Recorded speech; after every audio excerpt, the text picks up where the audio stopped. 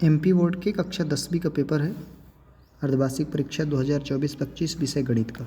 इसके आंसर आपको कराएंगे। तो देखिए सबसे पहले प्रश्न नंबर 1 जो सही विकल्प है। सही विकल्प का पहला प्रश्न है, यदि एक बहुपद है पी एक्स, इसके लिए y बराबर पी एक्स का ग्राफ एक्स अक्ष को दो बिंदुओं पर प्रतिच्छेद करता है। ध्यान दीजिए, दो बिंदुओं पर यदि प्रतिच्छेद करेगा तो शून्यकों की संख्या 2 ही होगी। सी नंबर इसका सही आंसर है, सी नंबर 2। दूसरा है, यदि रैखिक समीकरण युग्म a1x plus b1y plus c1 बराबर 0 और a2x plus b2y plus c2 बराबर 0 का एक अद्वितीय हल है, यानी एक हल है तो रेखाएं कैसी बनेगी? प्रतिच्छेदी बनेगी। सी नंबर, क्योंकि समांतर में कोई हल ही नहीं होते और संपाती में अनेक हल होते हैं, याद रखना आपको। तो प्रतिच्छेदी होगी तभी एक हल होगा। तीसरा है, समांतर श्रेणी a plus D a plus 2d a plus 3d, इसका व्यापक पद क्या होता है? तो डी नंबर जो दिया है, an का जो सूत्र होता है a plus n minus 1 into D, n व पद, ये डी नंबर इसका सही आंसर है। चौथा दिया है, किसी त्रिभुज ए बी सी में डी समांतर ए बी तथा सी डी बराबर 4 दिया है और ये जो मान दिया है इसी का 5 और बी 7 है, तो डी ए का मान बताना। तो 5.6 ए नंबर इसका आएगा। बिंदु एक्स वाई की मूल बिंदु से दूरी तो root X square plus Y square होता है, बी नंबर। और आखिरी है सही विकल्प का, यदि साइन 2a बराबर 2 साइन है तो ए का मान क्या होगा? देखिए जीरो पे ही ये दोनों जो पक्ष हैं बराबर होंगे, क्योंकि साइन 2 इंटू जीरो जो होगा, ए का मान जब जीरो रखेंगे तो साइन जीरो का मान जीरो आएगा। और 2 साइन है, जब साइन जीरो का 2 से भी गुणा करेंगे तो भी जीरो आना है, बाकी में नहीं आएगा, इसलिए इसका मान 0 होगा। दूसरा प्रश्न, खाली स्थान है दूसरे में, तो दो समान कोणिक, पहला प्रश्न है इसका, समकोणिक त्रिभुजों में उनकी संगत भुजाओं का अनुपात सदैव क्या होता है? समान होता है, क्योंकि यदि समरूप त्रिभुज हैं तो उनकी भुजाएं समानुपाती होंगी और संगत कोण बराबर होंगे। दूसरा, वृत्त को दो बिंदुओं पर प्रतिच्छेद करने वाली रेखा को क्या कहते हैं? छेदक रेखा, इसका हो जाएगा छेदक। तीसरा है, यदि किसी द्विघात समीकरण के विविक्त कर का मान 0 है तो उस समीकरण के मूल वास्तविक और बराबर होंगे या समान होंगे, कुछ भी लिख सकते हैं आप, यदि 0 है विविक्त कर। तो समांतर श्रेणी -5 है, -1 है, 3 है, 7 है, इसका सारवांतर बताना। देखिए -1 में जब घटाएंगे -5 को तो -5 का चिन्ह प्लस हो जाएगा, तो 4 आएगा प्लस का, इसका अंतर क्या है? 4 है। बिंदुओं 0, 3 और 4, -7 को जोड़ने वाले रेखाखंड के मध्य बिंदु के निर्देशांक क्या होंगे? देखिए मध्य बिंदु के निर्देशांक का सूत्र होता है x1 प्लस x2/2 और y1 प्लस y2/2। तो 4 में 0 जोड़ने पर 4 ही आया और बटे 2 करने पर 2 आएगा, ax आ गया।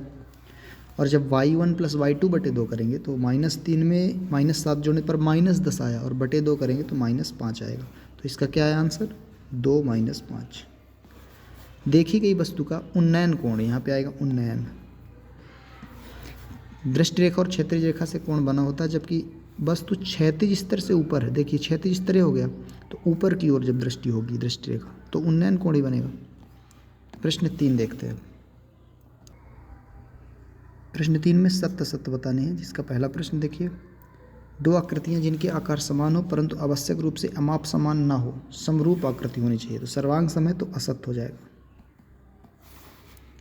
घात n के किसी बहुपद के अधिक से अधिक n शून्यक हो सकते हैं, तो सत्य है, जितनी घात होगी उतने शून्यक हो सकते हैं।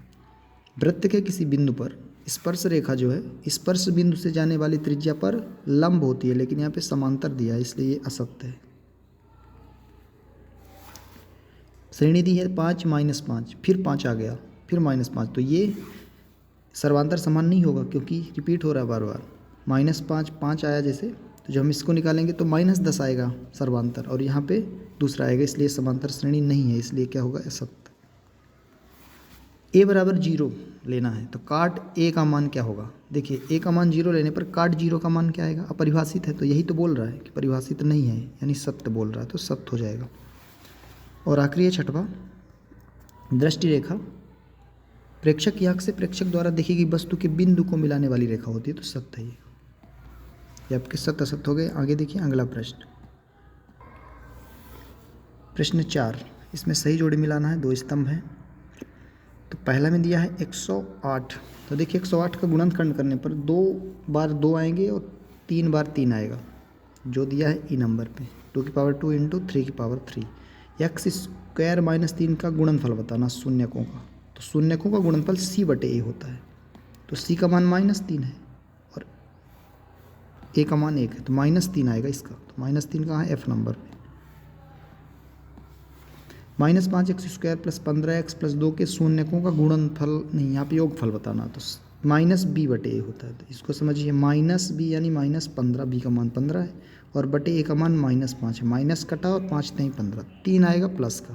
तो 3 का प्लस कहाँ है? ए नंबर पे, उसका सही होगा ए नंबर। ए नंबर इसका सही हो जाएगा।